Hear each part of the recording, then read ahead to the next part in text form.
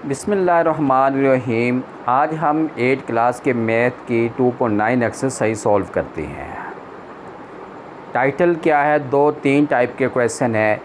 एक टाइप का क्वेश्चन ये है कि आपके पास जो वैल्यू है आपने जस्ट ये चेक करना है कि ये वैल्यू ऑलरेडी क्यूब है तो है किसका, क्यूब है भी या नहीं। हमारे पास कुछ रूल हैं, रूल को हम सामने रखते हुए हम इस क्वेश्चन को सॉल्व करने की ट्राई करते हैं।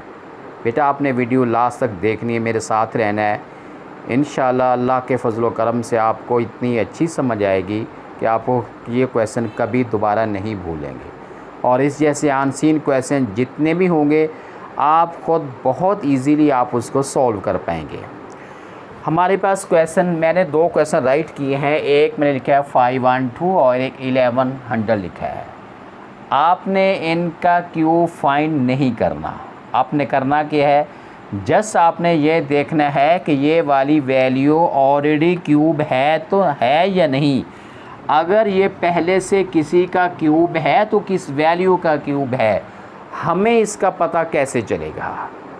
हम इसके फैक्टर फॉर्म करके चेक करते हैं। जैसे ये 5, जैसे हम एलसीएम लेते हैं ना, आपने इसी तरह इसके फैक्टर फॉर्म करने हैं। 2 2 4 1 करें 11, 2 5 10, 2 6 12 में, 2 1 2, 2 2 4 16 है, 2 8 16 है। उसके बाद हमने फर्दर 2 पे जाना है। 2 6 2 4 उसके 2 3 2 2 2 16 2 8 2 4 2 2 और 2 1 1 2 3 4 5 6 7 8 9। मेरे पास 2 जो है ये 9 टाइम है। आपने इसको ऐसे करके 9 टाइम लिख लेना है।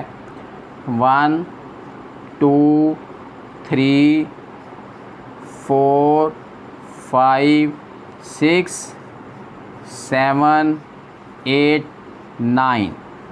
अब उसके बाद क्या करना है, हमने 3 3 के इसके पैच बना लेने हैं, क्योंकि क्यूब का मतलब ही 3 होता है। ये वाली वैल्यू जो है, अब हमने इसको क्या करना है, ऊपर वाली वैल्यू जो है 1 2 3 मैंने 1 2 लिख लिया है और ऊपर मैंने क्यूब डाल दिया। नीचे वाली लाइन से 1 2 3 2 3 दफ़ा मल्टीप्लाई हो रहा है, 2 लिख लिया है और उसकी पावर 3 कर दी है। उसके बाद नीचे वाली 1 2 3 है, 2 जो है ये 3 टाइम में मैंने ऐसे लिख दिया। उसके बाद करना, अगर इसको यूँ किया जाए 1 2 मल्टीप्लाई 2 करते हैं और इसका होल क्यूब या ये 3 कर दिया। उसके बाद अगर हम इसको मल्टीप्लाई करते हैं 2 2 4 4 2 8 है। अब ये 8 बन गया है और 8 जो है ऊपर पार हमने 3 लिखी है। इधर हमारे पास जो वैल्यू है 512 है। अब उसका मतलब ये हुआ कि 512 512 जो है वो 8 का क्यूब है। क्वेश्चन क्या है, दोबारा सुने। क्वेश्चन ये है कि which are the perfect cube, जो वैल्यू आपके पास हैं क्या ये किसी का क्यूब है कि नहीं है, और अगर ये क्यूब है तो किस वैल्यू का क्यूब है। हमने फैक्टराइजेशन मेथड से इसके फैक्टर फॉर्म किए।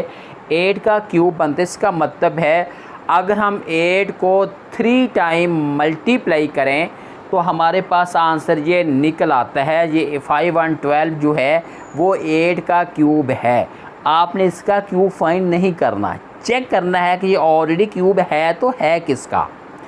अब ये मेरे पास वैल्यू है 1100। अब हम इसको देखते हैं क्या ये किसी का क्यूब बनता है या नहीं बनता।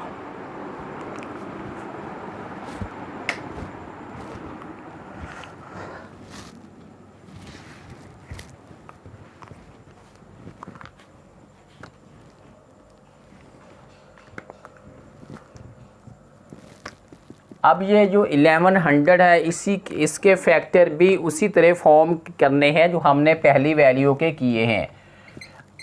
1100 के आपने ऐसे फैक्टर फॉर्म करने ताकि इसका अंदाज़ा हो कि ये किसी का क्यूब है या नहीं है। 2 5 10 1 करी 10, 2 5 10 0, फिर 2 पे करते हैं 2 2 ये बन गया 15, 2 7 2 5। उसके बाद अब हम 5 पे करते हैं 5 5 ज़ार 25, 2 कैरी 5 5 ज़ार है।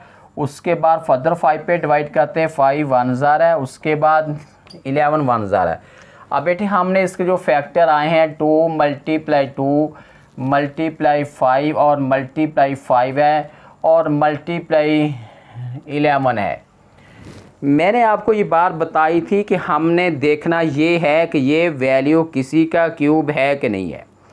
क्यूब होते हैं जब कोई वैल्यू 3 दफ़ा मल्टीप्लाई होती है तो क्यूब बनता है। अब ये वाली वैल्यू जो है 2 टाइम मल्टीप्लाई होती है।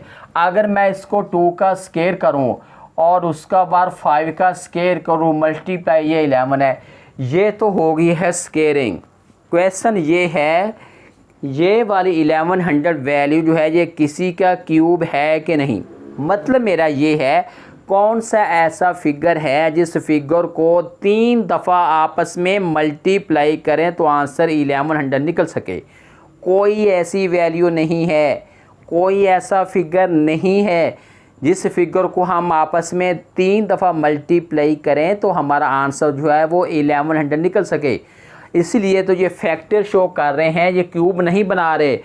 ये वाली वैल्यू 2 जो है ये स्केयर बना रहा है, 5 भी स्केयर बना रहा है और 11 ना स्केयर बना रहा है ना क्यूब बना रहा है।